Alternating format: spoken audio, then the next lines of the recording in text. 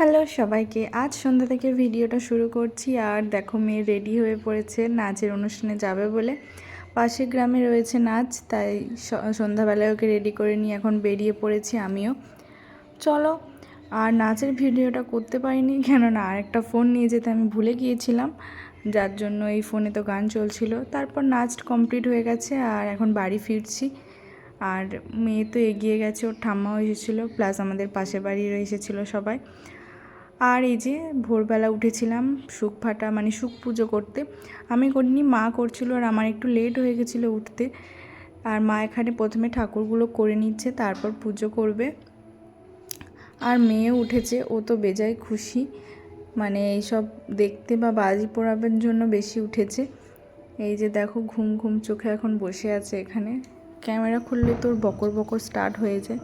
তারপর আমি একটু বাইরেটায় মোমবাতি দিয়ে দিচ্ছিলাম চারিদিকে। এখন কারেন্টের আলো এসে গেছে বলে মোমবাতি দিলেও অত মনে হয় না, কিন্তু আগে যখন কারেন্টের আলো ছিল না, এই মোমবাতির আলোতে গোটা ঘর আলো হয়ে থাকতো আর খুব সুন্দর লাগতো এই দিওয়ালিতে। যাই হোক, আমিও প্রচুর ঘুমে ছিলাম, যেহেতু পাশে প্রচুর অনুষ্ঠান হচ্ছে, গান বাজছে, ঠিক করে ঘুমই হয়নি।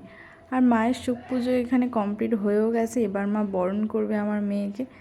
এটা বেশি ছেলেদেরকেই বরণ করা হয়, কিন্তু আমার বর তো কোনো দিনই ওঠে না, উঠতে চায় না। আর আমার মেয়ে ছোট থেকেই আমার মেয়েকেই আমি করিয়ে এসেছি যে ও মেয়ে তো কী হয়েছে, ওকেই বরণ করবে।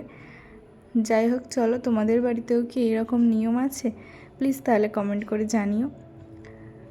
আর মেয়ে তো খুবই খুশি হচ্ছিল, যেহেতু বরণ ডালাটা ওর মাথায় ঠেকানো হচ্ছিলো। তারপর আমি একটু প্যাকাটি জ্বালিয়ে ধারে মশাই করার জন্য এটাকে জ্বালাচ্ছিলাম।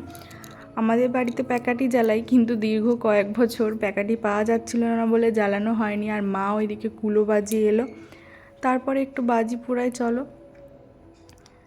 মেয়ে তো ভয়ও পায় বাজি পোড়াতে, আবার ওর খুব পছন্দও লাগে বাজি পোড়াতে, আর আমার তো ভীষণ পছন্দ লাগে।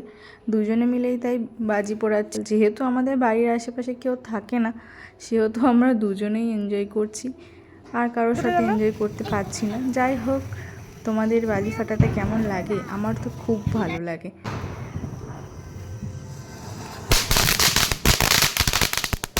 দু এক বছর আগে জানো তো, আমাদের এখানে একটা বাচ্চার রং মশাল জ্বালাতে গিয়ে হাতে আগুন চলে এসেছিলো পেছনে। সেই থেকে বাজির প্রতি একটু ভয় তো চলে এসেইছে, কিন্তু তবুও বছরে তো এই দুটো দিনই। তারপর আমি বিড়িগুম ফাটাচ্ছিলাম, যেগুলো ফাটতে প্রচুর দেরি করে। দেন চলে যাই ছাদে একটা ফানুস ওড়াবো বলে। এই ফানুস ওড়ানোটা তো ভীষণ ডিফিকাল্ট, এত সময় নেয় যে মনে হয় এক বস্তা বাজি পোড়ানো শেষ হয়ে যাবে, ও তারপর উড়বে আকাশে। যাই হোক, মেয়ে ভিডিওটা করে দিচ্ছিল, তার জন্য এরকম নড়চড় করছে। আর তারপর আমাদের ফানুস উড়ে গেছে আকাশে, খুব ভালো লাগছিল। তারপর আবার কয়েকটা ফুলঝুরি জ্বালাই দিয়ে আজকের ভিডিওটা এখানেই শেষ করছি। বাই।